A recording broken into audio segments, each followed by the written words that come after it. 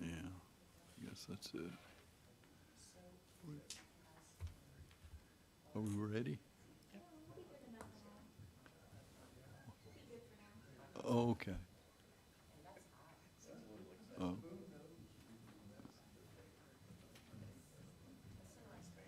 have some people just fill out speaker request forms, but you could begin and start it.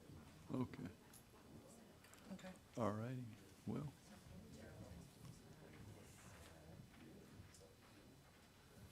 Good morning, everyone. This is the Board of Adjustment. Thank you so very much for coming.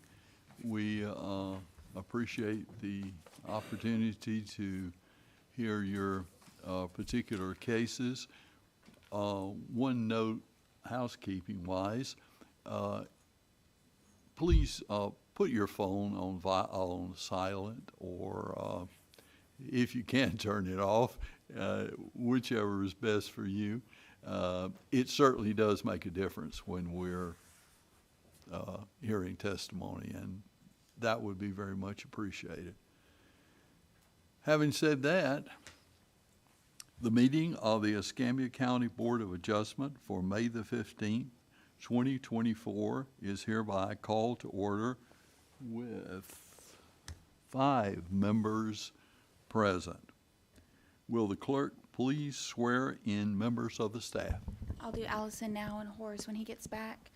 Do you solemnly swear and affirm that the testimony you're about to give will be the truth, the whole truth, and nothing but the truth, so help you God? Thank you. Members of the board, copies of the staff's resumes have previously been provided and remain on file for reference.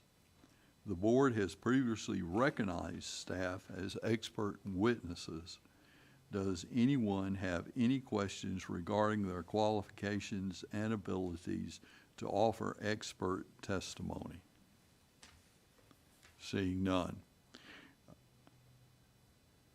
The board, the BOA meeting package for May 15, 2024 with Development Services staff findings of fact have previously been provided to board members. The chair will now entertain a motion to accept the BOA meeting package into evidence. Do I have a motion? We have a motion. We also have a second. All those in favor, please raise your right hand. Let the record reflect that the motion passed unanimously. Do we have proof of publication, Madam Clerk? Yes, sir. Did the publication meet all the legal requirements? Yes, sir. The chairman will now entertain a motion to waive the legal reading of this legal advertisement. Do I have a motion? I have a motion. Do I have a second? Second. We have a second. All those in favor, please raise your right hand. Let the record reflect that unanimously this motion passed. Members of the board, have you reviewed the resume and transcript for the Board of Adjustment meeting held on April the 17th, 2024? Upon your review of the resume and the transcript, are there any additions, deletions, or corrections? Let the record reflect that no board member indicated so. The chair will now entertain a motion regarding the hearing resume for the Board of Adjustment meeting held on April the 17th, 2024. So moved. Do I have a second? Second. We have a second. All those in favor, please raise your right hand. Let the record reflect that unanimously the motion was approved. Now we come to the purpose of the Board of Adjustment and the conduct of this particular meeting. And our Vice Chairman will explain the procedure that we will follow this morning. The Board of Adjustments, BOA, hears administrative appeals, variances, and conditional use requests. These hearings are quasi-judicial in nature. Quasi-judicial hearings are like evidentiary hearings in a court of law, however less formal. All public testimony will be taken under oath, and anyone testifying before the BOA may be subject to cross-examination. All documents and exhibits that the BOA considers are entered into evidence and made part of the record. The giving of opinion testimony will be limited to experts, and closing arguments will be limited to the evidence in the record. After hearing the testimony and arguments for and against the proposed action, and before making its decision, the BOA will consider the relevant testimony, the exhibits entered into evidence, and the applicable law. Because decisions of the BOA relating to variances, conditional uses, and extensions of development order for site plan approval are final unless overturned by a court of competent jurisdiction, the county may issue development orders and permits for properties in accordance with the decisions of the BOA. However, if the applicant requests the issuance of any such order or permit, and such order or permit is issued, the applicant and not the county shall bear any risk that such decision may be set aside. The development order or permit may be revoked, or the development may be otherwise enjoined by the reviewing court. Any applicant for relief from a decision of the BOA for said actions, or any aggrieved party as defined by state law, may seek review of such decision by filing an appropriate pleading in a court of competent jurisdiction within 30 days of the BOA decision. The date of the BOA decision shall be the date the BOA voted at the conclusion of the hearing. Whenever the BOA denies an application, no new application for an identical action on the same parcel shall be accepted for consideration within a period of 180 days of the BOA decision.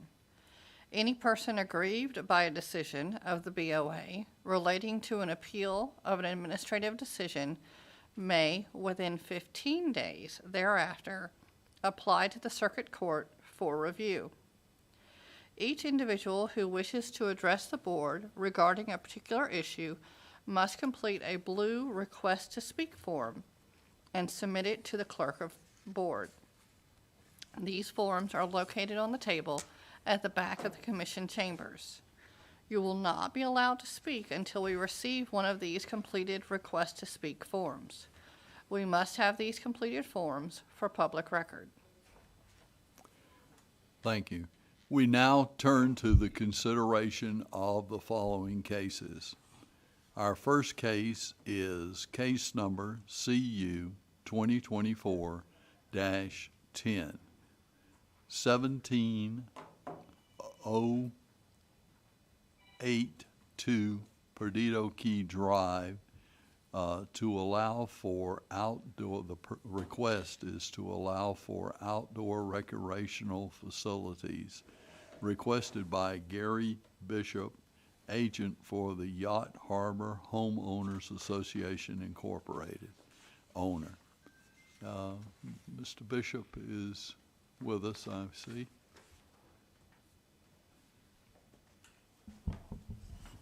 Good morning, sir. Good morning. Before we get started, could we ask that you face the clerk, raise your right hand, and let her administer the oath? Do you solemnly swear and affirm that the testimony you're about to give will be the truth, the whole truth, and nothing but the truth, so help you God? I do. Thank you. Now, before you get started, Mr. Bishop, I have to ask the board 3 questions, and then we can commence. Board, has there been any ex parte communications regarding this case? Seeing none. Is there any particular knowledge or information attained from a site visit or other sources? Seeing none. Will any member intend to refrain from voting due to a voting conflict of interest? I wanted to address, I work for a civil engineering and surveying company that assisted with the development of the subdivision, but I do not think that they are involved with this particular issue. I just wanted to point that out for the record.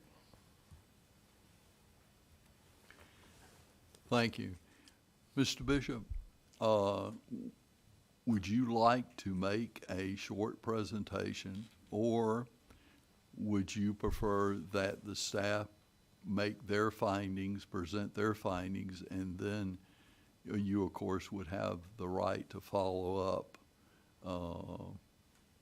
after they've finished? It's entirely up to you. How Yes, would sir. I would just assume staff make their presentation first, and then if there are questions, I'll be happy to try to answer them. All right, sir. Could we have the staff report, please, ma'am? Yeah, good morning, Board. Allison Lindsay, Urban Planner Development Services. So conditional use 2024-10. This is the location map showing the parcel located on Perdido Key. This is the zoning map showing the parcel and also the surrounding areas. This is the future land use map showing mixed use Perdido Key. This is the aerial photo of the site. This is the sign that was posted on site. This is looking onto the subject area. And this is looking south from the rear toward Perdido Key. Looking at the convenience store that's adjacent to the subject property. This is looking east to the subject property. And this is looking south from the corner of Perdido Key and Clipper, east of the subject property. This is looking south across Perdido Key Drive from the subject property. And this is looking east along Perdido Key. Looking west along Perdido Key. So the request was to seek conditional use approval to construct an outdoor recreational facility in medium-density residential Perdido Key. General compatibility.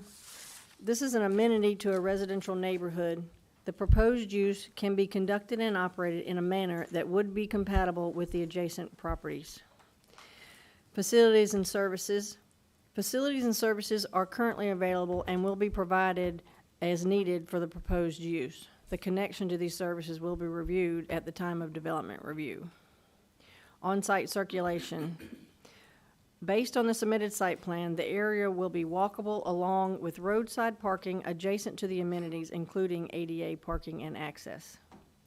Criteria D, nuisance and hazards. The proposed use should not create unreasonable noise, glare, smoke, odor, or other harmful effects to any extent that would exceed allowable uses under the current zoning designation. Avoidance of nuisance and hazards in the immediate area will be evaluated during the development review process. Criteria E, solid waste. Solid waste services must be provided as needed for the proposed use. Criteria F, screening and buffering. If the conditional use is approved, the applicant must meet the screening and buffering requirements of the Land Development Code. Signs and lighting. All exterior signs and lighting must be compatible with other properties in the immediate area and not adversely impact the adjacent parcels or traffic safely. And additionally, there is a barrier island lighting ordinance that's coming to the Board of County Commissioners this month, and if it's adopted, then that lighting criteria must be met. Criteria 8, site characteristics. The .16 plus or minus acre site appears adequate to the proposed use that includes a pool house, a pool, and a restroom facility. Criteria I, use requirements. The Land Development Code does not provide specific requirements for this use. Staff recommends approval of the proposed use as requested with the conditions pending completion of the development review process and receipt of a development order. And that concludes staff's findings. Board, are there any board members that have questions for the staff? I've got one question. Can you go back to, I think there was a drawing of the property. I just wanted to kind of figure out where it was located. Yeah, no, the one before or, yeah. Where, okay, it's there. Okay. So it's kind of at the entrance to the project, if you will. Correct? Okay.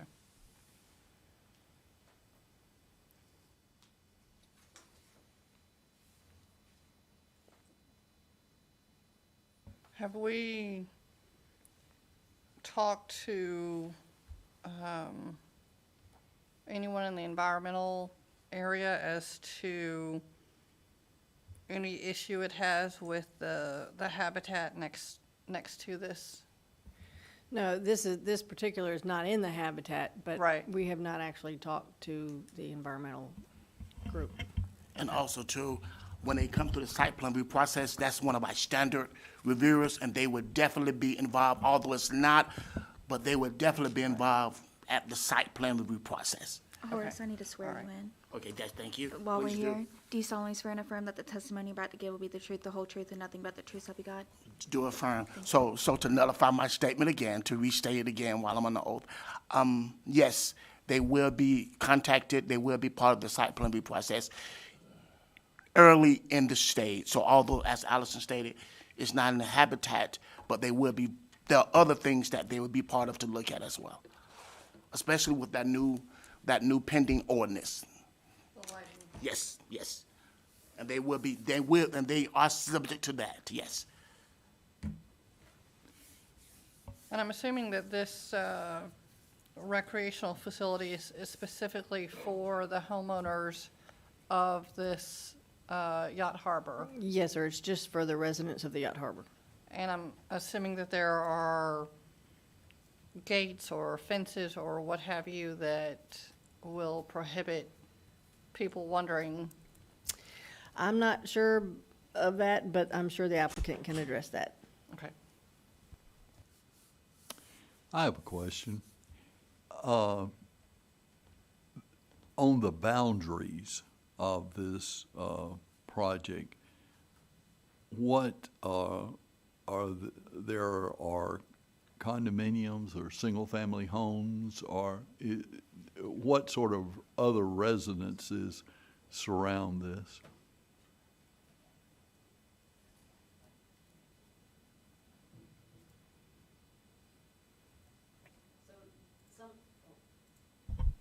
So some of these photos, that does show across the street. So that's the road at Clipper and Perdido Key that show some residents down that side street. Okay, And on the other side is that convenience store. right. So there are no condominiums or any kind of residence that directly is on the border of this proposed development?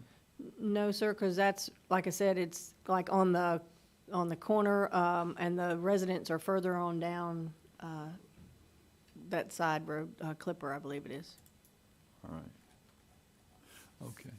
Mr. Bishop? There you go. Did you want to make some, The only thing I was gonna add, the one question was about the fencing. We will be putting some fences and gates, so it will be kept to the owners of the residences in the Yacht Harbor subdivision.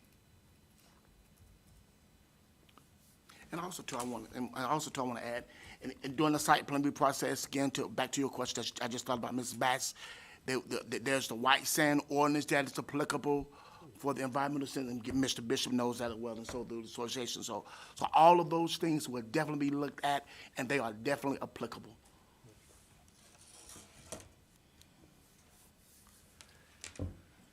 Board, do we have any other questions for Mr. Bishop? Seeing none. Thank you, Mr. Bishop, for your testimony. Do we have any other speakers on this matter?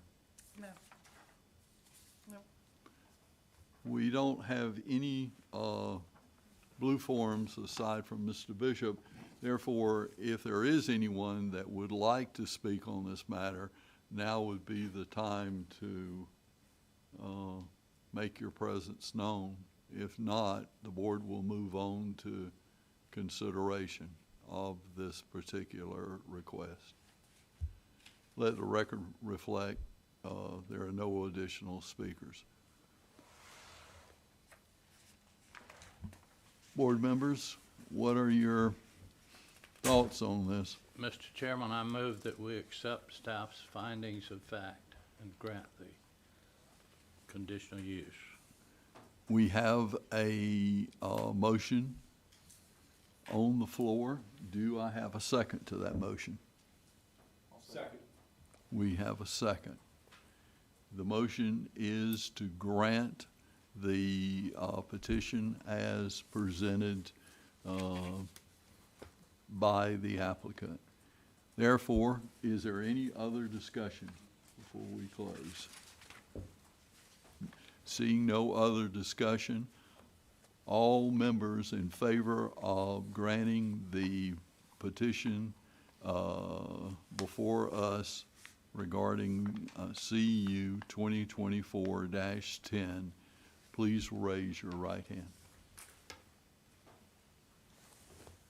Let the record reflect that the application was approved unanimously.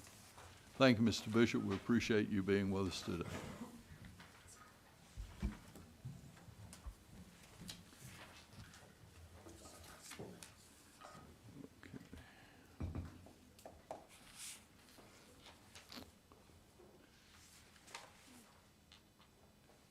And I think we're ready for our next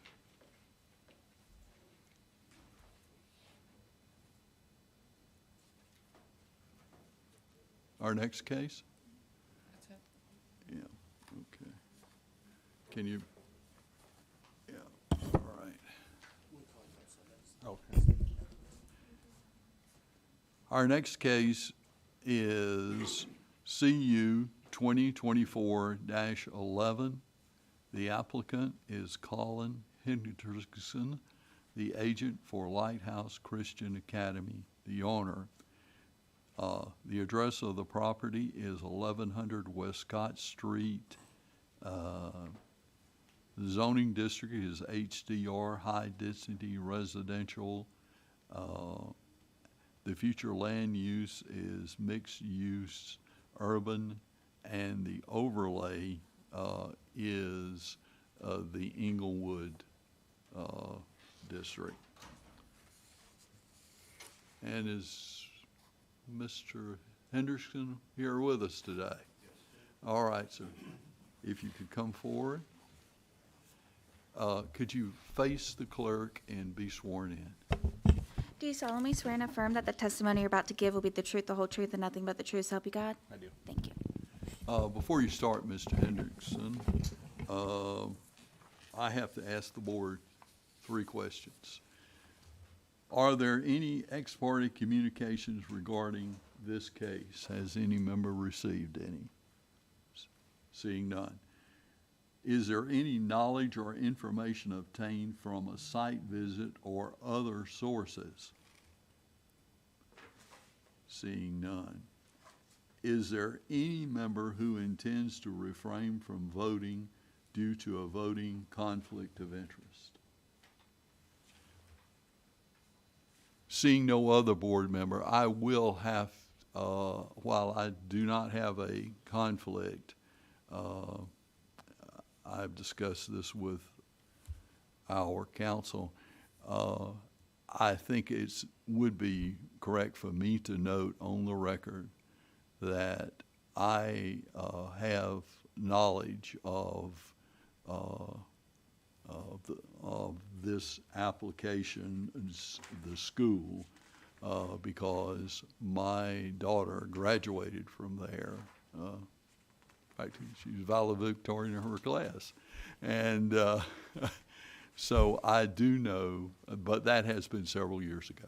So, but I am aware of the applicant school.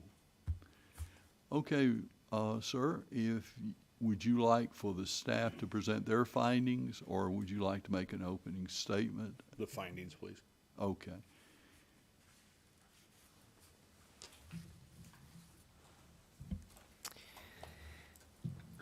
Allison Lindsay, Development Services. Okay, conditional use 2024-11 at 1100 West Scott Street. This is the location map showing the parcels in question. This is the zoning map showing the zoning of HDR. This is the future land use map, mixed use urban. And it's in the Inglewood redevelopment area, excuse me. This is the aerial map showing the site. This is the public hearing sign that was posted. This is looking north onto the subject property from H Street. And this looking south onto the subject property from H Street. Looking northeast from H Street. And this is a public hearing sign we posted on West Scott Street. Looking southeast from West Scott Street. This is the public hearing sign that was posted on the corner of West Scott and G Street. Looking northeast onto the subject property from West Scott Street. So the conditional use, the applicant is seeking conditional use approval to allow a school in the zoning district. The criteria A, general compatibility. The parcels are located along Scott Street and are adjacent to the same zoned properties. The subject parcel is in an area of residential which will meet the Walkability Act for schools. The proposed use, as requested, can be conducted and operated in a manner that would be compatible with the adjacent properties. Criteria B, facilities and services. Facilities and services are currently available, and the connections and services would be reviewed at the development review stage as needed. Criteria C, on-site circulation. Based on the submitted site plan, ingress and egress will be from Scott Street and G Street. Criteria D, nuisances and hazards. The proposed use will not create unreasonable noise, glare, smoke, odor, or other harmful effects to any extent that would exceed allowable uses under the current zoning designation. Avoidance and nuisances and hazards in the immediate area will be evaluated during the development review process. Criteria E, solid waste. Solid waste must be provided as needed for the proposed use. Criteria F, screening and buffering. If a conditional use is approved, the applicant must meet the screening and buffering requirements of the Land Development Code. Criteria G, signs and lighting. The proposed use will require signage and will be addressed during the development review process. All exterior signs and lighting must be compatible with other properties in the immediate area and not adversely impact the adjacent properties or the traffic safety. Criteria H, site characteristics. The 1.18 plus or minus acre site appears adequate for the proposed use, including a new building, parking, and an equipment yard. Criteria I, there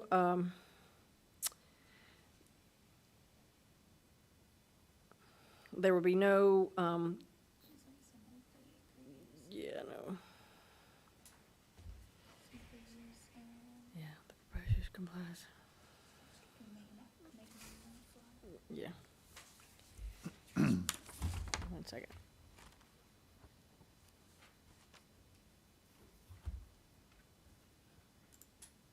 So the proposed use does comply with all, any of the additional criteria, conditional use criteria for the applicable zoning district, provided in the Land Development Code. Staff findings, that staff recommends approval of the proposed use as requested with the condition of pending completion of the development review process as necessary and a, receipt of a development order. And that concludes staff's findings. Mr. Hendrickson, would you like to make some comments now, sir? I have no comments at this time, sir. You have no comments. Board members, do we have questions for, first, the staff? To clarify, this building, is it currently a church? Yes. No, Well, it's- no, it's not. it's It was a church, I believe, at one time. Yes. And then now they converted it to a school. Yes. It hasn't been converted, they're requesting it to be converted. Let me, that's a very good question, Ms. Bass. Okay. He can collaborate everything I'm getting ready to say. It is an existing church, it is an existing school now. Okay, It was a church. This process should have occurred before it got converted. However, it was not. So this is an after-the-fact process. It's an after-the-fact process. It should have been, according to the code, it should have been, and they are well known about that. They understand that. That's why they are here, trying to get a pathway to full and complete compliance. That's why they are going to still need a site plan review process completely, where we have to address the existing operations to make sure that the existing operation complies and confirm. Again, that should have already been done, but it was not. So this is where they're here, trying to give them a pathway to compliance. when did it start being used as a school? August of last year.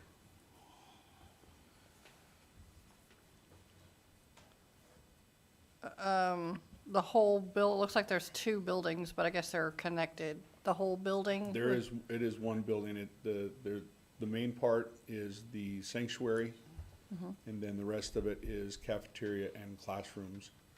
that are How all- big is It's the all building? connected into one building, yes. How big is it? Almost 50,000 square feet, 48 approximately. And how many students are there enrolled Right currently? now, in-house, every day, we have approximately 200 students.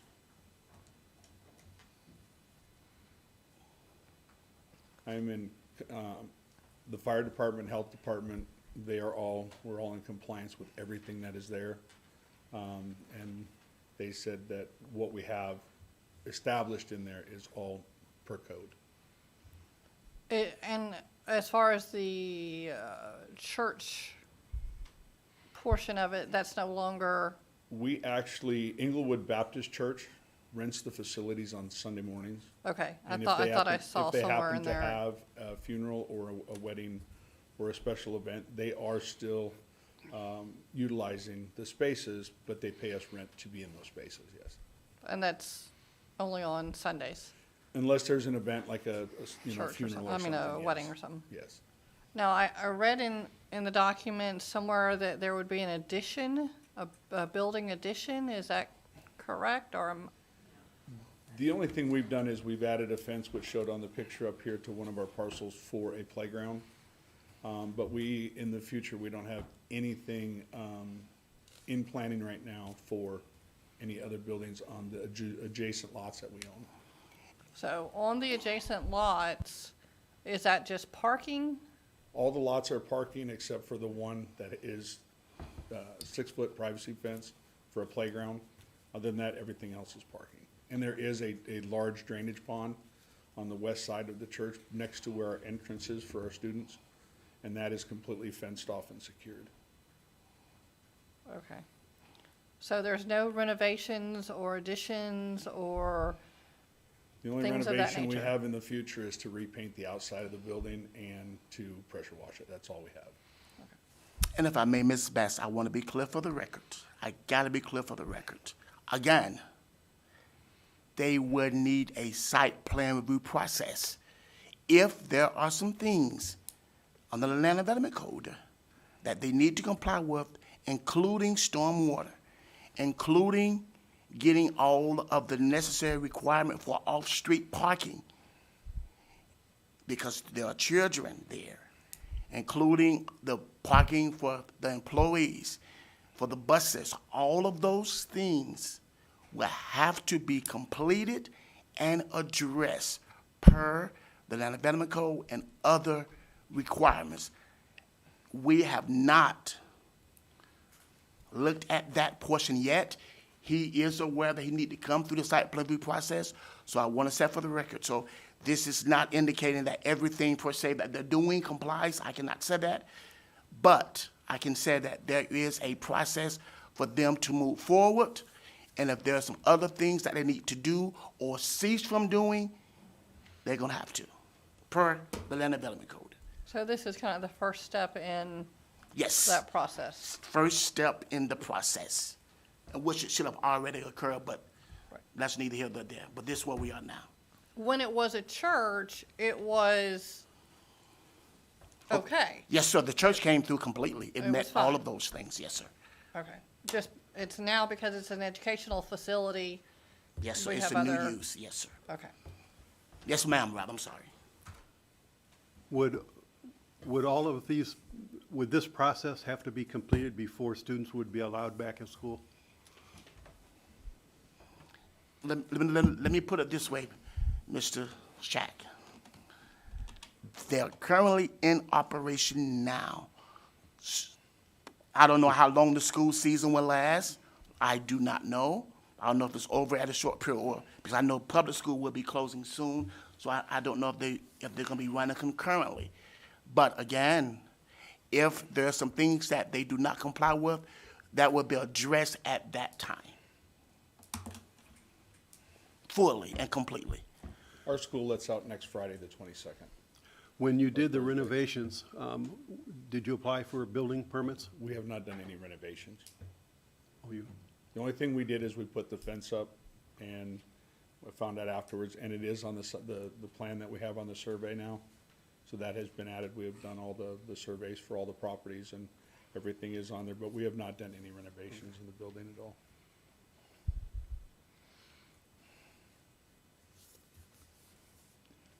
What grades are you serving?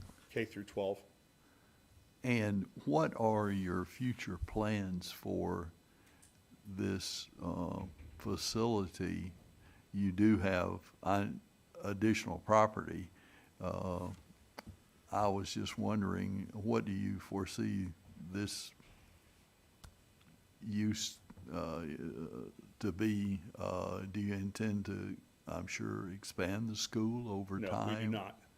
It will remain a K-12, and we will go by the code for occupancy that's set down by the fire department.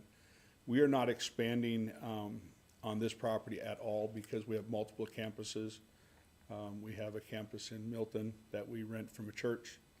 We have a 15 and a half acre campus in Gulf Breeze where our expansions may possibly take place in the future, like a gym, but that has nothing to do with Escambia County. But we also utilize the East Milton Park. So as of right now, we are not looking to expand the K-12 program at all in Escambia County. Is this near the old Baptist Hospital campus? It is 3 blocks south of the Sheriff's Department. Okay, 3 blocks south of the Sheriff's Department. That area, any new or improved infrastructure will certainly, I'm sure, be welcomed by the residents of Inglewood. And a school is always a helpful thing to have in the neighborhood. Yes. Recently, they have taken down some of the eyesore homes that are there that were classified as, drug houses and stuff like that. They have literally taken them out. We've partnered with the Boys and Girls Club, which is right across the street, and we kind of use the services that each other has. You know, that brings children to our school, but it also brings aftercare to the Boys and Girls Club to assist with their growth as well. Okay. Board members, do we have? Yeah. Do we have any other questions? We have one additional speaker on this matter. Thank you, sir. We have Mary Armstrong. Miss Armstrong, are you with us?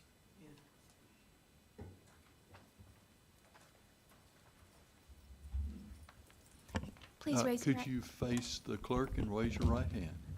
Do you solemnly swear and affirm that the testimony you're about to give will be the truth, the whole truth, and nothing but the truth, so help you God? Thank you. Please state your name and address, please. My name is Mary Armstrong. I live at 1007 West Fisher Street. Ma'am, could you speak up just a little bit? Yes, ma'am. Give me the mic. Okay. My name is Mary Armstrong. I live at 1007 West Fisher Street. Yes, ma'am. Okay? All right. Now, I think some of the questions have already been answered, and that is the grade level of the school. While the community does welcome an educational facility in our community, in fact, it's much better than having another correctional facility. Now, in our community, one of the questions that I have is, we have many ex-felons who live there. And they may or may not have what they call molestation charges or whatever charges they may have. But they live in our community, they have been there, have not been a problem. But when you place a school there, you have so many rules and regulations about the distances where people live, or where this person should live, or where that person shouldn't live. And I want to know, how is that going to affect the residents that live there who may have, because you have to understand, in our community, there have been many, many incarcerations who may or may not have been, I won't get into that, but because of the area, that's what has happened over the years. So I want to know how placing a school there would affect the residents who already live there, because they're in very close proximity of all our homes. You know what I'm saying? Is there any other remarks? And I'll give Mr. Hendrickson a chance to Yeah, give you his because thoughts I on mean, as that. long as it's going to, because I heard you mention that it's going to be a welcome addition to our community.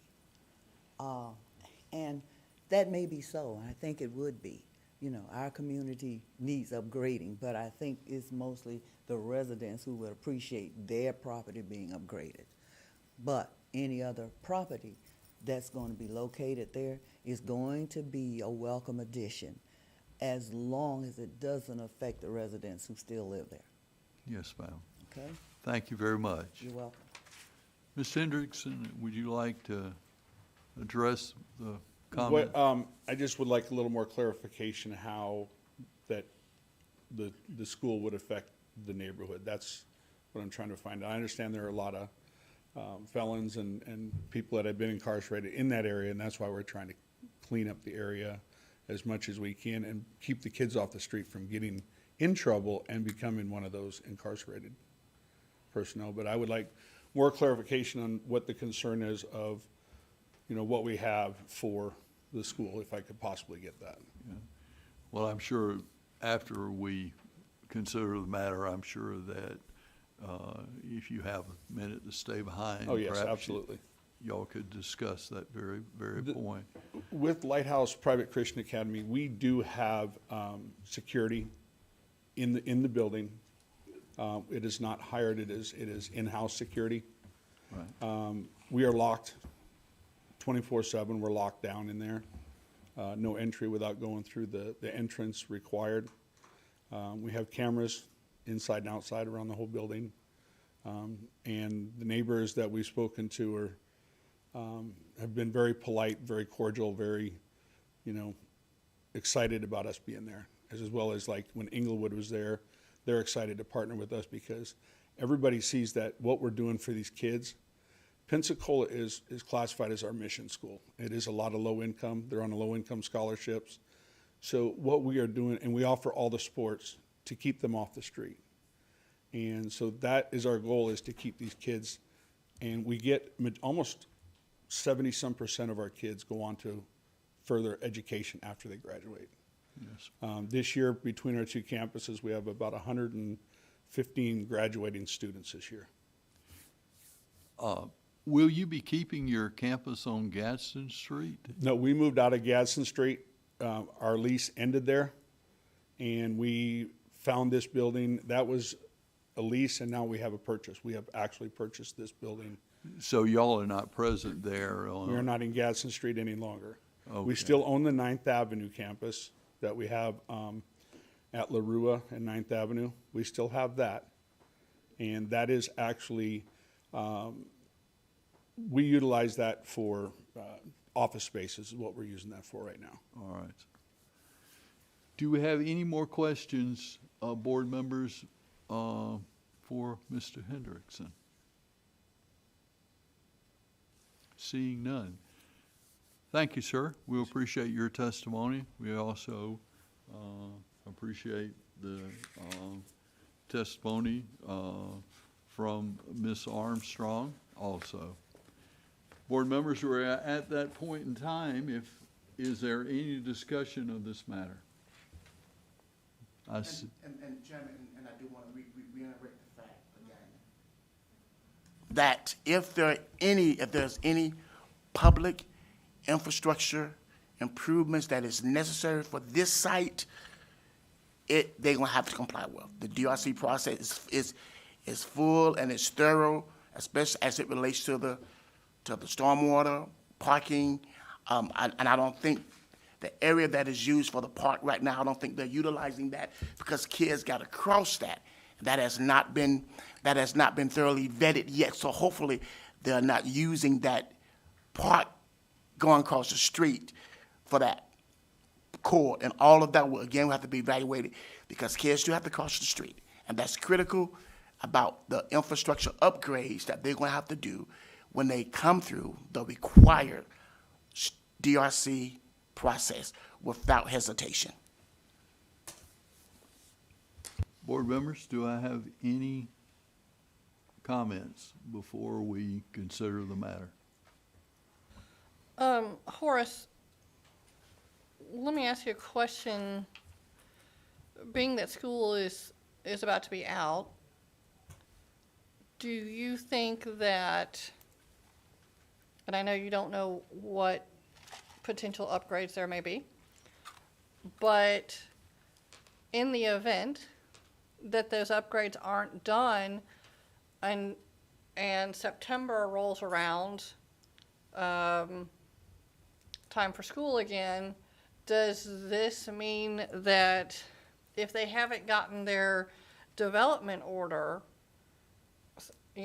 before school starts in September or August, does that mean that, and provided obviously that the board votes in favor, I guess what I'm saying is, does that preclude them from opening the doors for next school year if they have not met the DO standard? Ms. Bass, we strongly encourage them 100% to get this process started, to start moving on it progressively. We do not want to wait another year. They Right. need to move progressively and assertively, because those things will be looked at carefully, and there could be some other compliance actions that we have to take in order for them to move in compliance. And I'm saying that very, very emphatically and strongly. So hopefully they will hear this and try to get this started immediately and don't wait another year. Because it definitely will have an impact. Okay. Mr. Jones, it seems to me that if as the vice chairman said, if these are not corrected in a timely manner before school would again start in the fall, would we be looking at a code enforcement matter at that point? I mean, it seems to me that would be. Yes, sir. The code, according to Section 2 of the Land Development Code, when there are non-compliance issues, code enforcement is one of the tools that we could use to help. And the code also provide other avenues for us to use to gain compliance. Hopefully, we won't have to do that, but the code enforcement is, again, one tool in the many, in the big tool shed that we can use, definitely. Any more comments? I'm not a fan, as I guess the board knows, of having to approve, excuse me, situations like this where someone's in violation, but these things, on the other hand, I suppose you have to put everything as on a scale. It appears that the applicant is trying to make things right, and will have an opportunity to do that. And if not successful in that endeavor, then of course there will be other avenues that the county can avail itself of. But on the whole, I'm a firm believer in education, and I believe in neighborhood schools, and on the basis of that, I am going to support this. So having said that, are there any other remarks? Hearing none, do I have a motion? Mr. Chairman, I move that we accept staff's findings of fact and grant the conditional use pending the completion of the DRC process and receipt of the development order. We have a motion. Do we have a second? Second. We have a second. All those in favor of this application, please raise your right hand. Let the record reflect that this application was approved unanimously. Thank you, sir. We appreciate you being with us.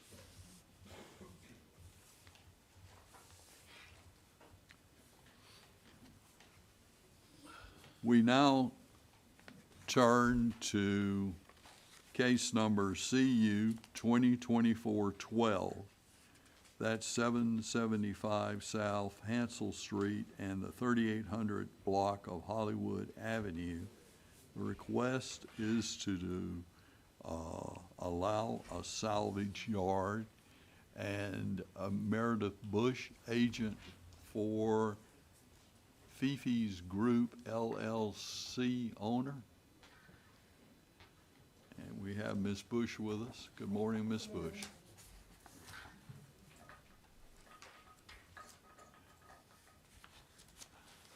Now, board, before Ms. Bush begins, I have to again ask you, has anyone had any ex parte communications on this matter? Seeing none. Does anyone have knowledge or information obtained from a site visit or other sources? Seeing none. Is there any board member that intends to refrain from voting due to a voting conflict of interest? Seeing none. Good morning, Ms. Bush. Now, can you help us, or would you like for the staff to do their findings, or would you like to make a preliminary statement? I would like to make a preliminary statement. Good morning, members of the board. Just by way of explanation, while the application is requesting a salvage yard, this is a car repair business. It's an existing car repair industry that's been there since 2020. Because on occasion, cars are disassembled, and the code definition of salvage yard includes disassembly, Mr. Jones and his staff has determined that, and actually a special magistrate has determined that some of the activity falls under salvage yard. And so to the extent that some of the disassembly of cars, which all takes place inside the confines of a building, constitute, and pulling a part off one car, putting on another car that they're actively working on, constitutes salvage activity. We've been told that we needed to seek this conditional use approval, but it's not, no one's intent is for the operation of a true salvage yard. It's not going to be like a pull-apart facility. It's not going to be a place where cars are junked. The way, and the owners here can testify to the actual operation of the business. Typically, a car comes in, a fender's removed or a motor's removed, new parts are ordered from a different facility and put on the car, and that's the main operation of the business. But because there was some testimony that on occasion they have taken, something off one car and put on another car, we've been told that that constitutes salvage activity. And I'm happy to let staff present their findings. We're in agreement with their findings. They are recommending approval. Mr. Bishop is here. He's our engineer. We'll be starting the DRC process, and I believe there are other people who wish to testify. Yes, ma'am. Staff, if we can hear. Thank you, Mr. Andrew Homer. He was supposed to present this case. He's not here at this time. So as the director, it fall upon me. So we're going to proceed very, very quickly. We're very thankful for Ms. Bush and her commentary at the beginning. So basically, May 15, 2024, case conditional use 2024-12, zoning district, heavy commercial, light industrial. First point, it says industrial criteria A. It says heavy commercial, light industrial, HLI, industrial and related use, the following industrial and related uses except within the mixed suburban, of which this is not.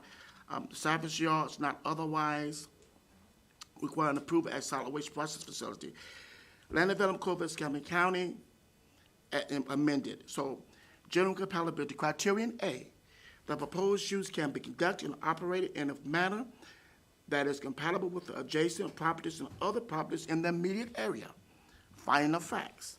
The proposed use can be compatible with the surrounding uses, giving the HLI zoning and other salvage uses in the area. Criterion B, facilities and services. Public facilities and services, especially those with adopted level of service, will be available and will provide adequate capacity to serve the proposed use consistent with capacity requirements. Finding of facts. Facilities and services are available and will be provided as needed for the proposed use. The connection to these services will be reviewed at the development review stage. Criterion C, on-site circulation, ingress and egress from the site and the structure will be sufficiently, particularly regarding vehicle and pedestrian safety and convenience, efficient traffic flow and control, on-site parking and loading, and emergency vehicle access. Finding of facts. Ingress and egress will be via South Hansel Street. Criterion D, nuisance and hazardous. The scale, the intensity, and the operation of the use will not generate unreasonable noise, glare, dust, smoke, odor, vibration, electrical interference, or other nuisance or hazards for adjoining properties and other properties in the immediate area. Finding of facts. The proposed use will not create unreasonable noise, glare, smoke, odor, or other harmful effects to any extent that would exceed allowable uses under the current zoning destination. Avoidance of nuisance and hazards in the immediate area will be evaluated during the development review process. Criterion A, solid waste. All on-site solid waste containers will be appropriately located for functional access, limited off-site visibility, and minimum odor and other nuisance impacts. Finding of facts, solid waste service must be provided as needed for the proposed use. Criterion F, screening and buffering. Were not otherwise required by the LDC, screening and buffering will be provided if appropriate to proposed use and site. Finding of facts. If the conditional use is approved, the applicant must meet the screening and buffering requirements of the Land Development Code by supplementing the existing fencing. And again, there is an existing fence currently there on site. Signs and lighting. All exterior signs and lights, whether attached or freestanding, will be compatible with the adjoining properties and other properties in the immediate area, especially regarding glare and traffic safety. Finding of facts. The proposed use will require signage and will be addressed during the DRC process. All exterior signs and lighting must be compatible with other properties in the immediate area and not adversely impact the adjacent properties or traffic safety. Criterion H, site characteristics. The size, the shape, location, and topography of the site appeared adequate to accommodate the proposed use, including setbacks, intensity, bulk, height, open spaces, and aesthetics consideration. Finding of facts. The size and the shape of the parcels appear adequate for the proposed use. Criterion I. The proposed use complies with any additional conditional use requirement of the applicable zoning district uses or other provisions of the LDC. LDC does not provide specific requirements for the use, but there may be conditions imposed on the site plan review process. Staff findings. Staff recommends approval of the proposed use as requested with the condition of a pending completion of the DRC process and receipt of a development order. And I do want to say this: we have been working with the client since basically COVID, and then they engaged Ms. Bush. So we do believe that if they continue to move progressively, staff will have no problem in getting them to the point where they can finally get this completed and move forward. Could, Okay, maps and photography, that I should have done first. That's why Drew do this.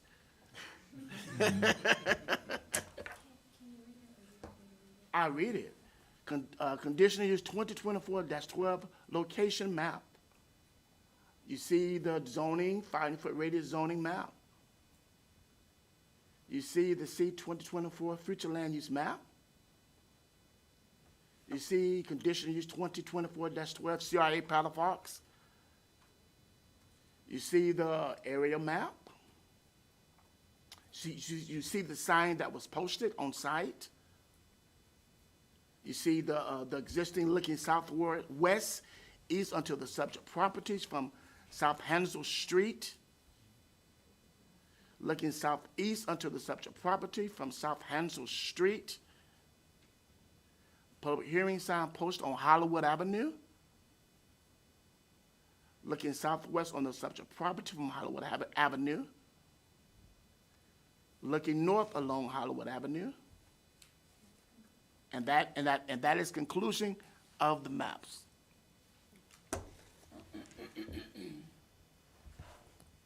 board members, do we have any questions for Mr. Jones?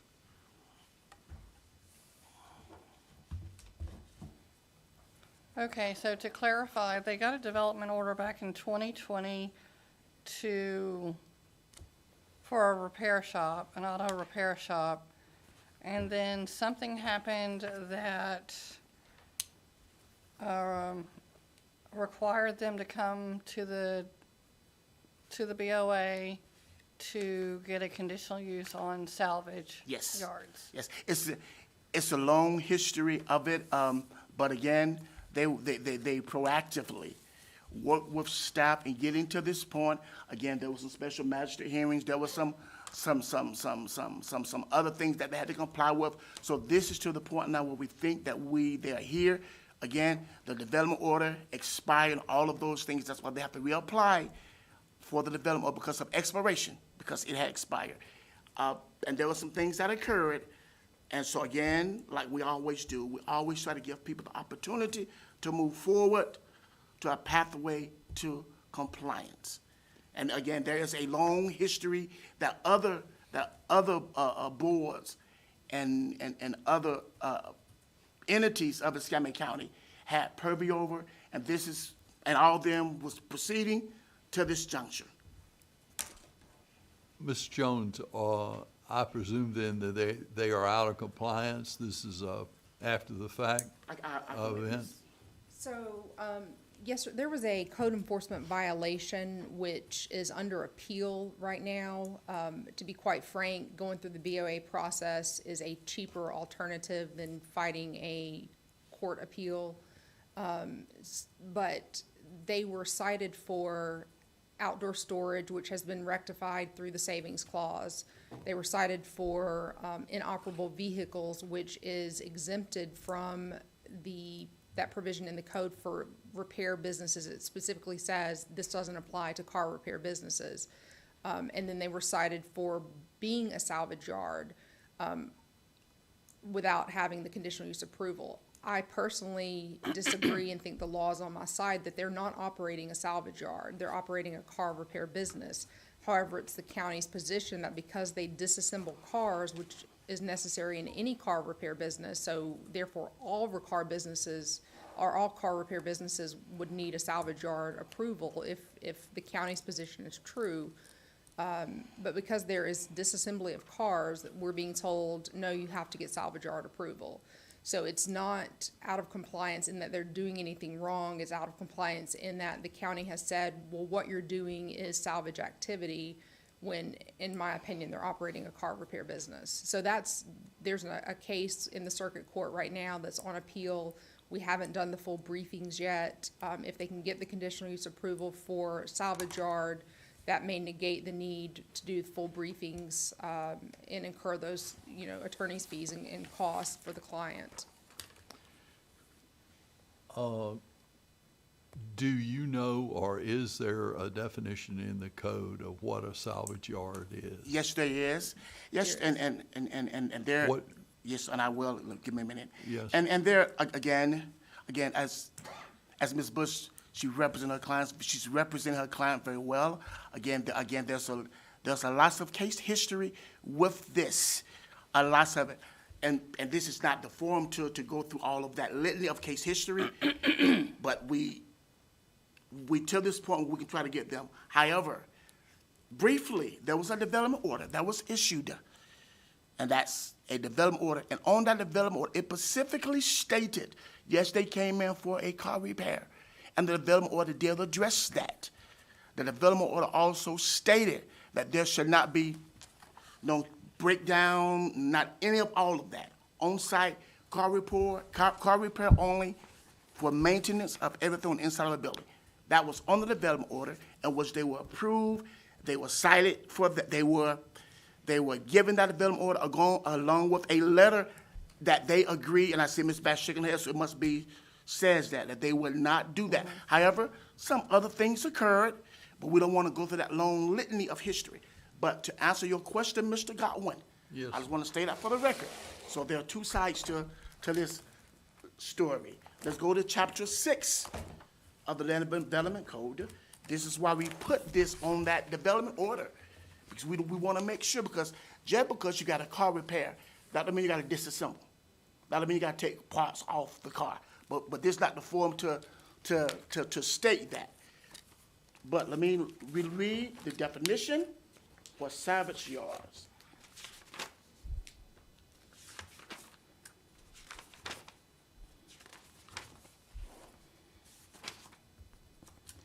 And I want to say this while I'm finding it.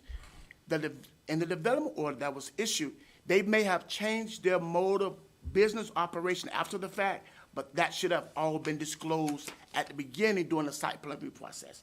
Salvage yard, it states completely. Chapter 6 definitions that are in effect right now from the Land Development Code. An industrial facility or area the words or area for the collection, storage, sale, or exchange, these are words, black and white, disassemble, and they already state that's what they're doing, but that's already been addressed, shredding, compaction, baling, and other handling of scrap or discarded material or equipment. For salvage, including metals, papers, rags, tires, bottles, cans, motor vehicles, machinery, compliance, and structure steel. So we can get into the debate over that at this time, but this is where we are.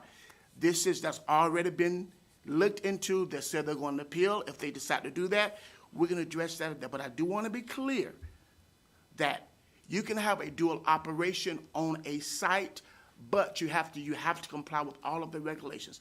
That's why we say salvaging activities. That doesn't mean you're a salvage yard, but based upon the activities that they are doing, that's why staff, based upon the black and white language of the Land Development Code, and that's what we're supposed to look at it. That's why we said, well, if you're going to do that, you got to have conditional use approval. That's why we're here today, and we've been moving progressively to this point where we hope that, as Ms. Bush stated, that if there's another venue, we can proceed, but we still want to try to get them, but we think that they're almost there at this point. If the board grants conditional use approval. Like I said, there's a long history, many records, many documentation, and each entity of the Escambia County looked at that from my staff to the special master, to the code enforcement, through numerous conversations with Ms. Bush and her client before Ms. Bush got involved. Is there a definition for a repair facility or repair shop or? Auto shop. Yes, there is, and I do want to be clear now. I do want to be clear that this venue, when you're making interpretations have to come from the planning director. Then there's another venue if someone want to challenge an interpretation based upon, that's all in the code. So auto repair, let's see, repair services, let me look at that. Motor vehicle,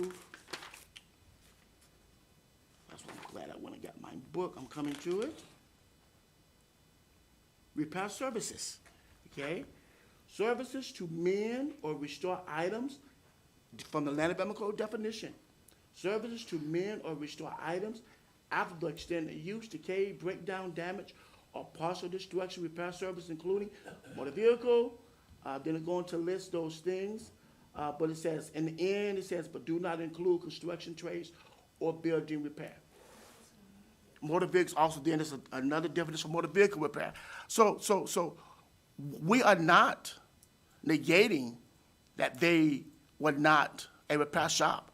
That's why we issued them the development order for that specific use. That's why we put that special project condition on there, so that a repair shop would not become using salvaging activities. Because again, you can have dual uses on site. That's why we want a repair shop inside the building. Also too, for the record, there is an area, but we think we can get them to the point that some items occurred that wasn't part of the review process. That's why code enforcement got involved. But again, that's a long history, but since it was brought up, I just want to make it for the record that this is not anything nefarious or harmful or hurting. We're trying to get them to the path of compliance at this point, based upon the black and white language of the Land Development Code.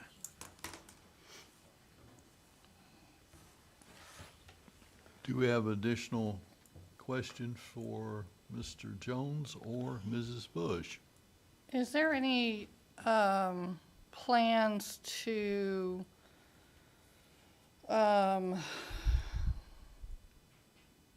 do anything different than what they're doing now? No, absolutely not.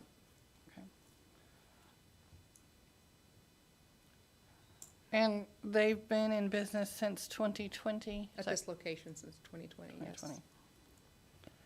Is there any plans for any structural changes, additions to buildings or what have you? No, there was some discussion of constructing a large building in the back at the point when they were told all the cars had to be inside. But since that time, we've utilized the savings clause to capture the old C2 outdoor storage use. So that plan is no longer in effect. But, I mean, the county is aware that there was a conversation about adding a building to the back. But that's no longer the plan since we have outdoor storage now. If I understand what you have told us,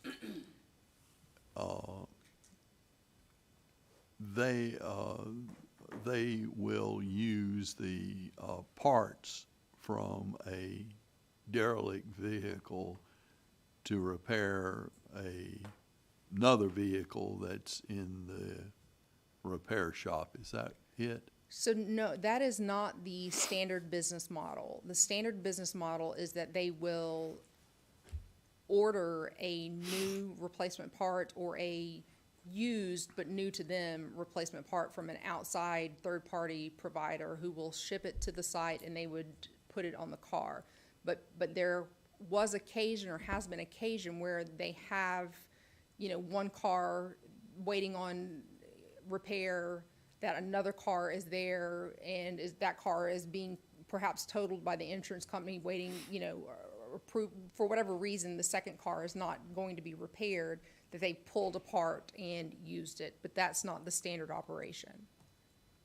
And that's the reason that you're here. That's the reason we're here, because there was testimony that had occurred. Well, what happens to the inoperable Alto? So, my understanding is insurance companies pick them up or they are taken to an actual scrap yard.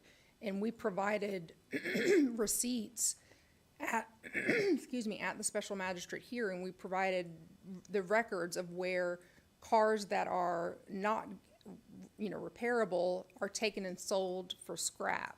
So they're not scrapping them there. They're not operating as a salvage yard. That third-party, you know, scrap yard is where the salvage activity is taking place.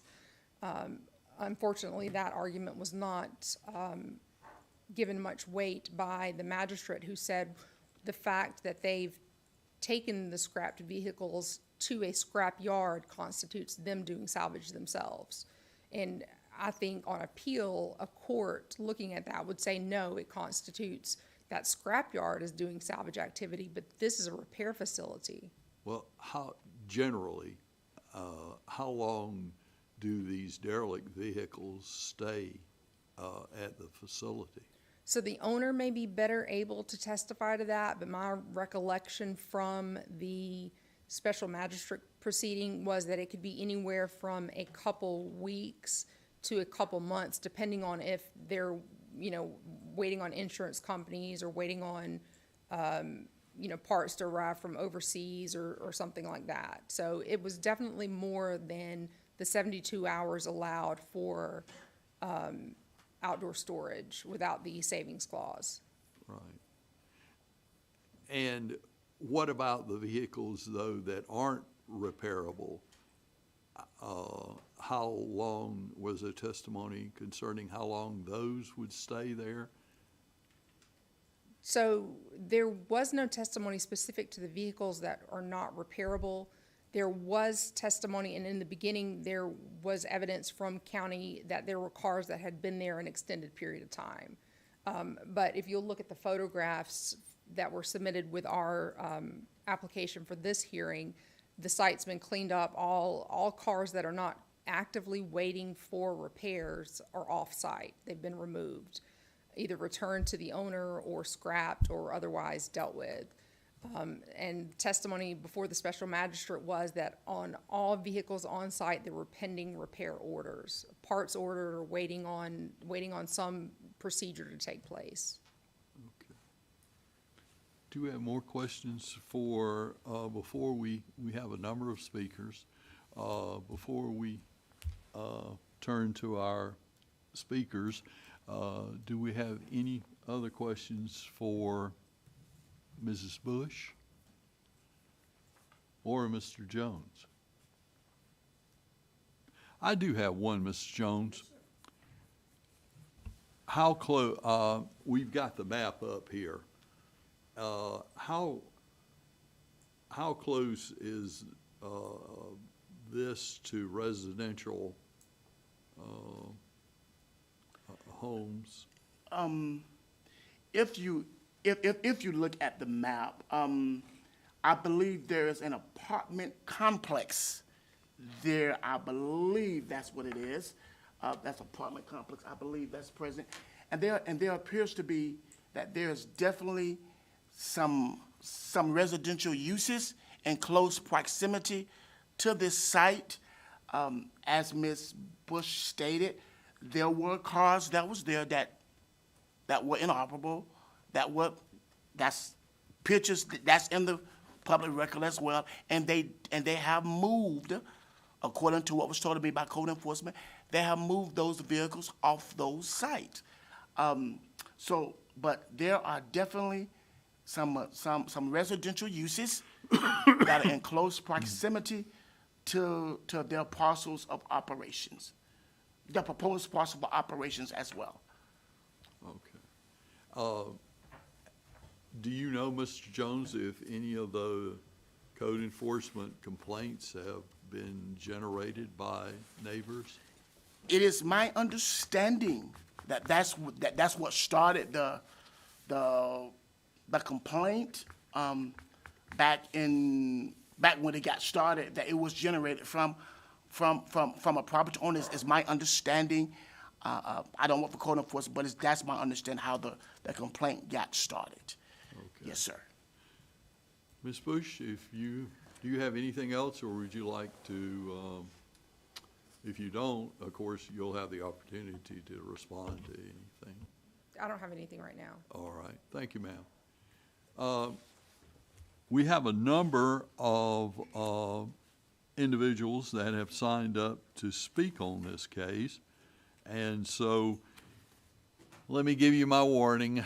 I probably am going to say your name wrong. Please forgive me and correct me when you come up. I do it every time, so just bear with an old man, I guess. Our first speaker is Mr. Flip. Oh, the honor. Yeah, would you like to speak? If not, then, okay, all right, we'll put you right here. Charles Holmes? Holmes, close. Yeah. Please raise your right hand. Do you solemnly swear and affirm that the testimony you're about to give will be the truth, the whole truth, and nothing but the truth, so help you God? I do. Thank you. Please state your name and address, please. Charles Holmes, 4,000 Barfield Avenue. I have a question. Was Miss Bush sworn in? I don't remember. I must have. Not for She's an attorneys. attorney. Oh, she's an attorney. Okay. She's, Privileges. as an officer of the court, Okay. she is I'll just not observe that. required to take the oath. I got you. Because she is, as I said, an officer of the court. I got you. Okay. I have a question. I have been living at 4,000 Barfield Avenue for 35 years. I understand that this company's been up there since 2020. We have a big concern about the cars parking, the junk cars. I wish I knew about the case. I had magistrate. I certainly would have been there to testify on my behalf as far as being a homeowner. I own the whole 4,000 block of Barfield, which you'll notice butts up to Hansel, where they're located at there. I'm not too familiar with the county's right-of-way, what their regulations are. I just retired with the Florida Department of Transportation 2 years ago. I'm aware of the state right-of-ways. What are the county's right-of-ways? Because definitely being violated by the cars being parked there. If there's some current issues that are ongoing, that's when code enforcement will get involved. you cannot, I'm not aware of that, but if there is, code enforcement will get involved. But as far as the right of way, they have to, everything has to be conducted on their parcel of land. Everything. So therefore, there should be some stakes out there, some survey markers indicating where their property line begins. The property line do not begins at the edge of the road. It does not. It begins at the markers on their property. So, Right. so if you think there may be, I don't know, you can talk to them to make sure that or you can contact code enforcement. Again, during the special master hearing, there were some things that were done, but all that was addressed. And if the board do decide to do that, again, we can put some special project conditions already indicated by the client that there are not gonna be no customers coming in, not gonna be, they have to do what they have to do based upon direction from the board and the site plan review process. But your concerns are noted. Yeah, I mean, that sounds good. Yes, That's sir. not the way it is at all. If you go back to the picture where it shows all the cars on the side of the road in front of their business, this right here, there's a school bus stop at the corner of Hansel and Hollywood. You have school buses twice a day come through there. Okay. I live at the corner. Believe me, it's an issue with the cars. They have trailers behind their trucks are sitting on Hollywood. And if you allow a salvage yard, they've got nowhere to park. The only place they can park is the middle of Hansel. So to me, it's if you go to criterion C, where it says about the safety of pedestrians, emergency equipment getting through. I know Mr. Jones pointed out a while ago about criterion C. Circulation ingress and egress from the site structures will be sufficient, particularly regarding vehicle, pedestrian safety and convenience. Traffic flow, that's not correct. There's no traffic flow. It's limited traffic flow. You have to go around their trucks, go around their cars. They work on the cars, middle of the road, forklifts out there all the time. Emergency equipment, if we had a fire, they'd have to get the cars out of the way first. So in my opinion, I've been doing this for 4 years, since they've been in business. I've lived here 35 years. It's a real issue. Yes, sir. Is there anything else you'd like to add, No, sir, that's it. All right, I have a question for Mr. Holmes. all right. Mr. Holmes, would a condition of the approval that there be no parking in the right-of-way alleviate your concerns? Sure, it's been like that for years. Before Phil's was there, they had a car repair, trailer, car carrier repair business there. Same issue there. I called code enforcement. I never called on Phil's. I've never called, even though I do live right there. They have raced up and down the road testing out their cars. I have grandkids out there. They come down the road with shooting their guns because people stealing parts off their cars. So to me, I try to keep a nice neighborhood. When I first moved there, you had cars being stolen, dumped on that street. I bought the 2 lots beside my house where I could clear it out, where I could see, when the crime really went down. But the issue with the cars blocking the road is still an issue there. Thank you. Yes, sir. And I Yes, do sir. want to say this completely. A special project condition is good, but again, that's a right-of-way, that's a land development code violation. Right. So therefore, that's a good special project condition, but the other conditions may be more noteworthy, because if they are doing some things illegally on the right-of-way, that's an automatic. The code enforcement just need to know that. The codes definitely. Well, So, you know, and I know you may not want to, yeah. but that's something that we can, during the site plan review process, because this is all public record, and with that, we can make sure that our access management look at that very, very carefully to make sure that the right-of-way is clearly shown on their required survey. And yes, sir, like I said, I'm not code enforcement, but that's something that we definitely can make sure, because that's not, on right-of-way issues, that's prohibited per se. It gotta be on their property, all business Right, so activities. this just sounds good. That's not the way to. Well, Have any of hopefully- y'all ever been on Hansel? Have you ever been to the location? I think you testified or when the chairman asked you if you had, nobody raised their hand. It's a quiet neighborhood. It's off the beaten path of Hollywood. I've been cutting grass there. I haven't seen the county cut grass maybe 12 times in 35 years. I maintain Barfield Avenue. That's where I live at. I try to keep the crime rate down, keep the grass cut. What's gonna happen, they already do park on Barfield. Hansel's only sold, what is Hansel, maybe a couple hundred yards long? It's just a nuisance, all the cars up there. That's my only concern is the cars, the traffic. The salvage, I don't know if you grant them to salvage, are they eventually gonna start pulling, engines? I mean, is it going, That's something that they could Yeah. talk about. because I know it sounds good being, it's just a repair shop, they replace a bad part by an outside, car supplier. That's not the way it is. I've seen it work on cars in the middle of the road out there, work on trailers in the middle of the road, so my concern is my grandkids, emergency vehicles coming through, and the cars. All right, sir. That's all I have. Thank you, sir. Yes, sir. Thank you for your testimony. Could we go back to those photographs again? Tell you what, let's go on down. Are those vehicles in the right of way? I don't know that those vehicles are associated with, the operation. Well, let's have the next one.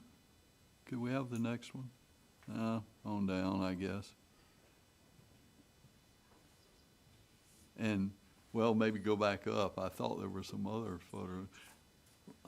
How about, So, the That owner just one? advised me that some of those cars are people waiting for kids to get off the school bus. You'll see the school bus there with the stop sign, so there are people waiting to pick up their kids off the school bus. oh, okay. One of them got writing on the window, though. Yeah.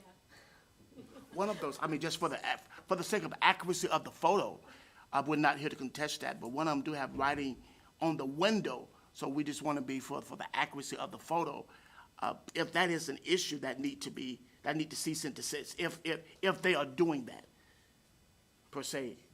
Don't know about the bus, because I understand parents, but if they are doing that, that need to cease and desist. That's not helpful to this consideration. It really isn't. If we do need to keep the right-of-ways as clear as possible. Okay, let's turn, our next speaker is Steve Smith. I think I even said that one right. That's an easy one. Yeah. Welcome, Ms. Smith. Could you please turn and raise your right hand and let the clerk administer the oath? Do you solemnly swear and affirm that the testimony you're about to give will be the truth, the whole truth, and nothing but the truth, so help you God? I do. Thank you. I'm Steve Smith. I'm a manager for Car Financial. It's a subprime finance company here in Pensacola. We offer lines of credit for car dealers to purchase inventory. Most of the time, if you're familiar with auctions, that is where the majority of the cars come from. And 99% of the time, they've got repair work that needs to be done. Every month, I've got to do my audit, which means I go out and touch the cars, make sure that they're still for sale or being repaired for sale. They haven't been sold. If they have been sold, they've got to be paid off immediately. I frequent this location quite a bit. These cars that they're buying at the auction come here for repairs, then they're shipped over to the car lot for sale. I have personally had a car repaired at this facility. Parts were from third parties. It was not pulled off of other junk cars, so just my personal testimony that it was a repair facility.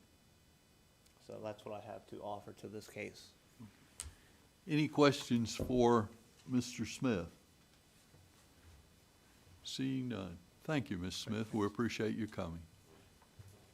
And our Bogdan True-Rick? I know I missed on this one. Please raise your right hand. Do you solemnly swear and affirm that the testimony you're about to give will be the truth, the whole truth, and nothing but the truth, so help you God? Thank you. State your name and address, please. My name is Bogdan Turek. I've been a customer for several years during various repairs on my cars. I've purchased two from them. Regarding the entry and exit from the repair facility, I've never had an issue entering and exiting. I've never seen any repairs done in the middle of the road or anywhere outside. Everything was done inside of the fence of the property. And I've never seen any cars blocking the road for any sorts of vehicles, such as the school bus, that would impede any movement. Yeah, that's it. Thank you. Do you have any questions from the board? You said you purchased cars from them? Yes. Thank you. Thank you, sir. We appreciate your testimony. Are there any other persons who wish to testify regarding this petition? If there are, now would be, sir, would you like to?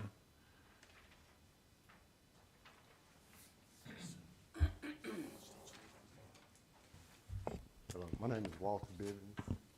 Speak in the mic so they can hear you. Walter Bivens. My address is 216 East Hernandez Street.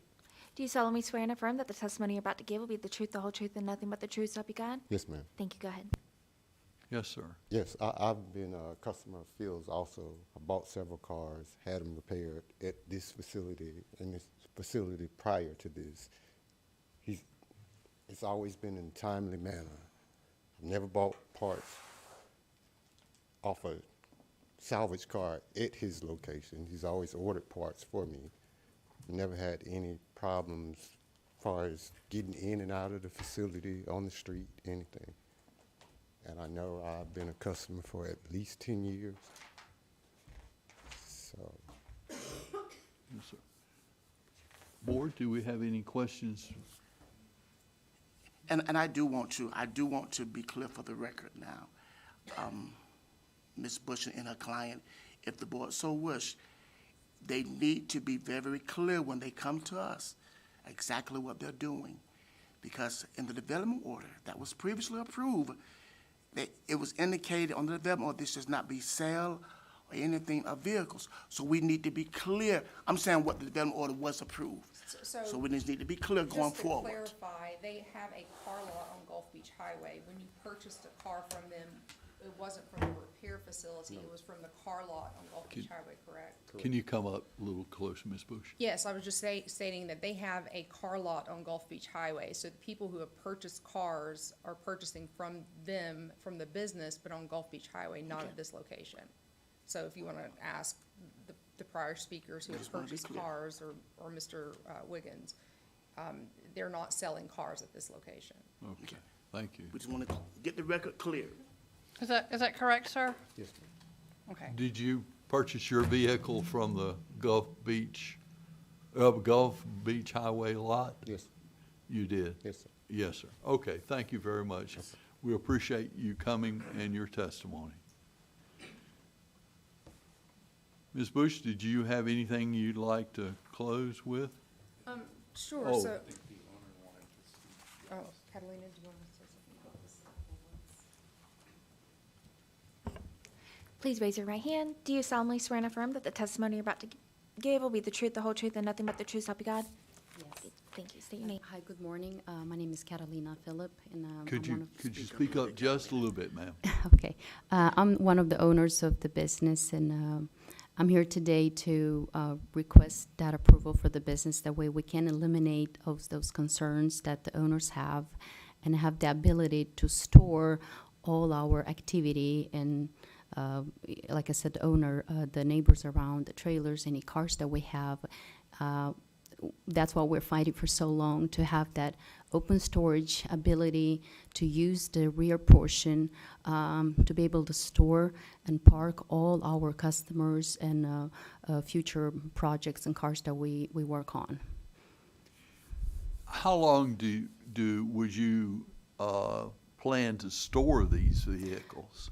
It's all base to base. It's might be a week, depends on the repair customers may have. If they have just an alternator to be changed, or if they have the whole front end being damaged, it's all base to base, but no longer than a couple months, I guess. No longer than 6 months for sure, because we're not allowed to store. It's just being too much to store so long. Okay. Thank you, ma'am. Do we have any questions? Board members? So as you all know, I mean, you're all very experienced with conditional uses. You are allowed to place conditions on the approval.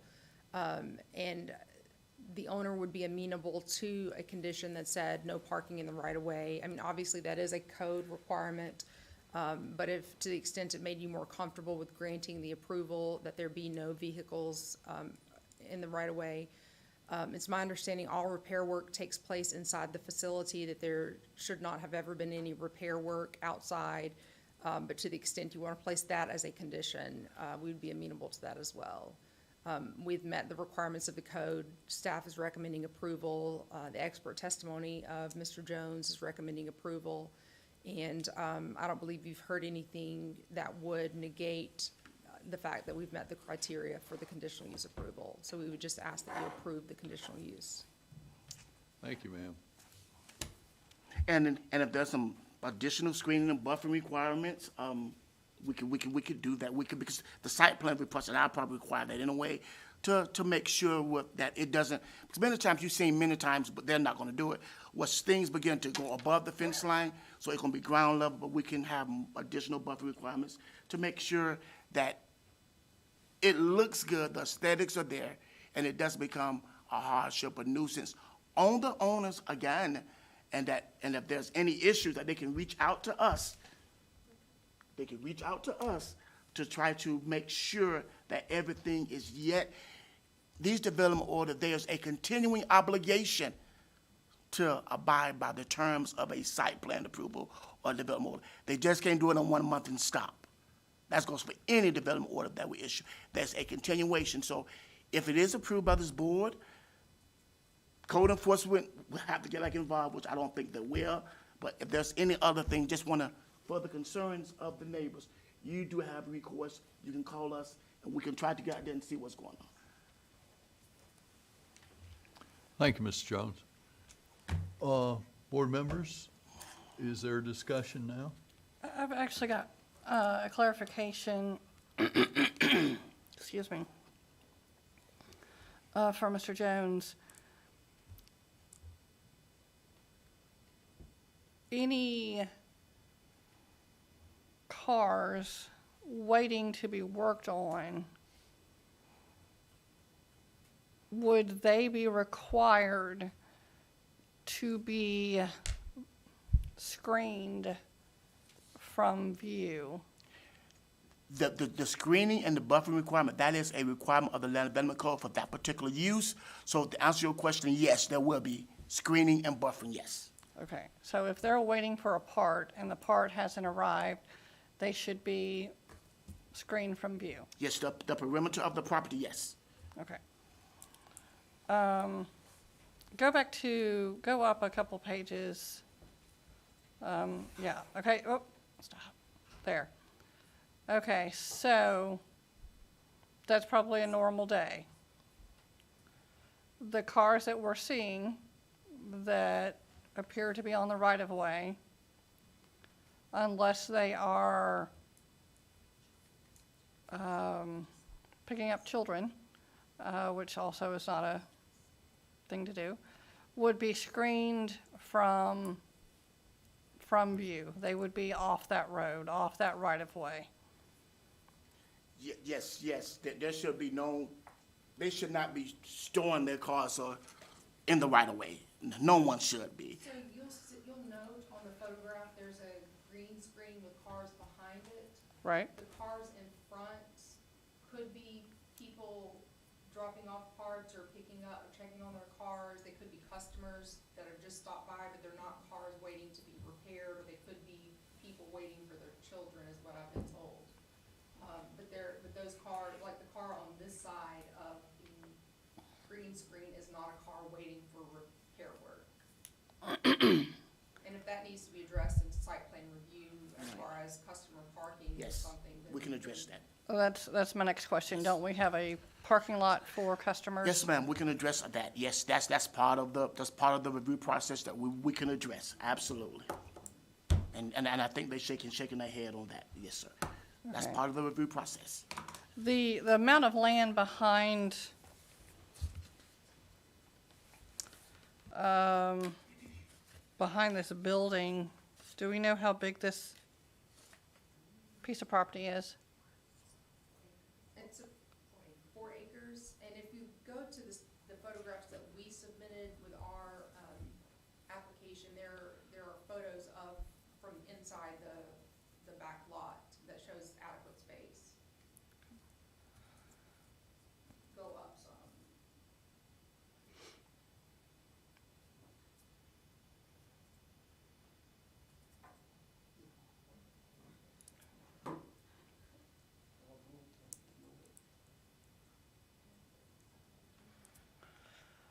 Okay.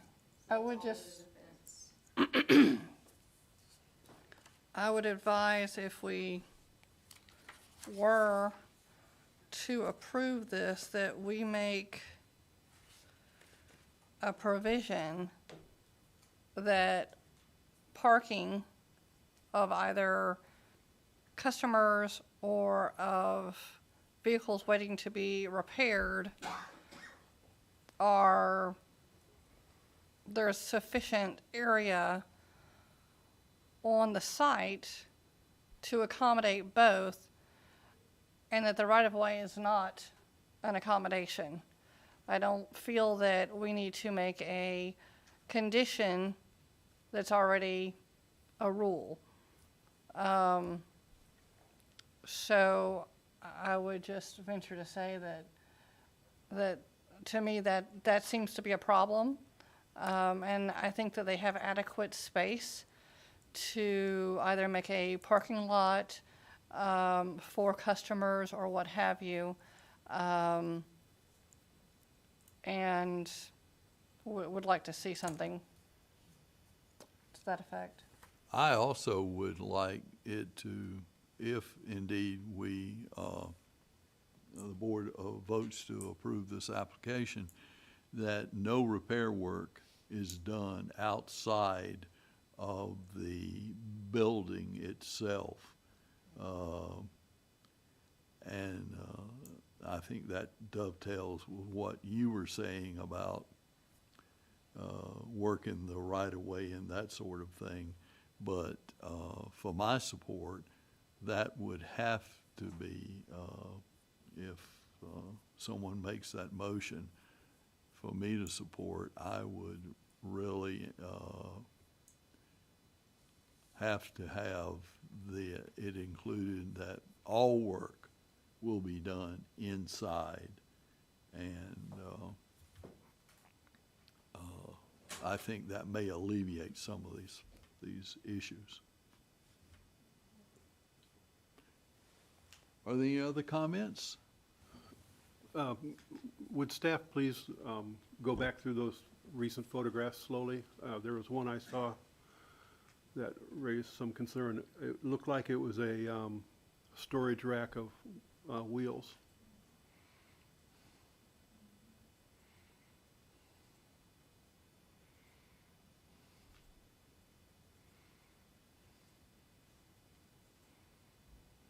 There. Right there. Are those new wheels or are those salvaged wheels? Depends, we have the used and new as well.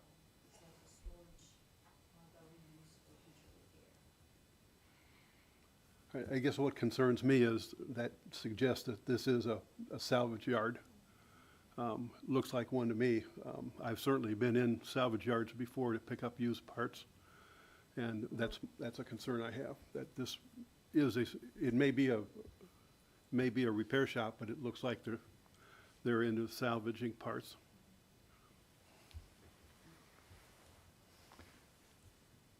Well, I think the evidence shows that they are engaged in salvage activities. I believe you're correct in that regard. And of course, if I understand, that's why they're here, to allow them to do that. So long as, in just my thoughts, number one, as I've said, I'd like to see all the work to be done undercover or in a structure, in their structure. And also that there be sufficient buffering and all the storage of these inoperable automobiles be done. Apparently, there is, from looking at these photographs, some room to create a parking lot or some kind of parking facility, so that I think it's to the company's benefit to try to do that. That way there won't be code enforcement complaints from the neighbors, and if indeed that is a bus stop, that it will not be impeded, parents picking up their children. So that's kind of where I am. With these potential conditional conditions, would it require them to go through a site plan? Oh, yes, they definitely gonna do that. Yes, yes, ma'am, they definitely. And we would note those conditions on the development order. If this board decides to approve it, that conditional use along with these notes, these conditions will be part of the site plan review process for compliance, and they'll be part of the development order when it's issued, to make sure that everything complies with these conditions and the other standards that may be applicable as well, that is found during the DRC process or when we're engaging back and forth with them as well. Could you go down on these photographs to that area that's been cleared?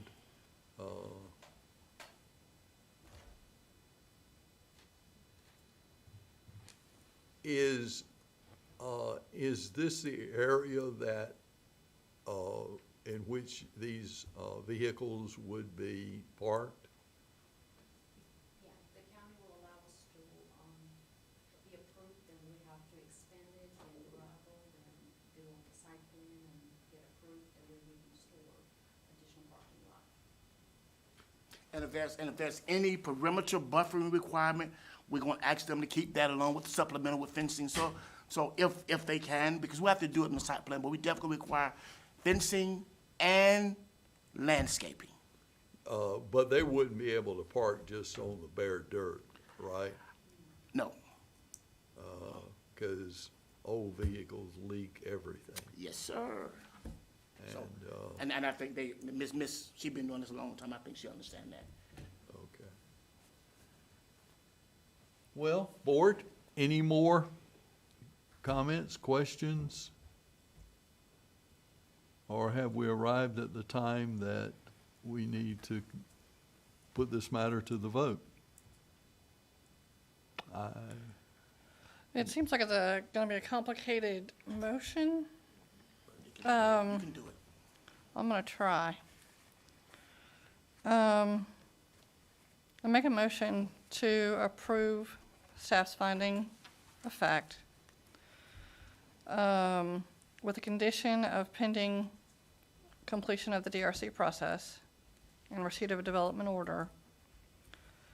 In addition, that they go through a site plan process, and that there is adequate parking for customers off the right-of-way into their property, along with an area sufficient for cars that they're working on to be housed inside a fenced-in area with adequate buffering, landscaping, fencing, as required under the code, that all and any repairs done on a vehicle or any trailer or what have you is done inside the building at all times, and that also that we clarify the use of this property is strictly for the repair of automobiles, as well as the conditional use of a salvage yard. This in no way implies that they have the ability to sell automobiles or place automobiles up for sale on this property. This is strictly an auto repair shop and salvage yard. With salvaging activities, rather. Yeah, it's too strong. Thank you. Do we have a second to this motion? I second, Mr. Chair. Board, we have, you have heard the motion. And now we come to the point where we must decide. All board members in favor of granting the conditional use as outlined with the conditions specified by the vice chairman, please raise your right hand. Let the record reflect this petition was granted unanimously by all 5 members. Thank you, Ms. Bush. Thank you, ma'am. Thank you for coming. All right. Is there any other business? Madam Attorney, do we have any business? No. Nothing? How about, what are the coming attractions, if our Madam Clerk can help us on that? We have 2 cases coming next month. They're both variants. Okay. Variances. All right, well, thank everyone for coming. We appreciate everyone's testimony. Thank you all. And we will see everyone next month.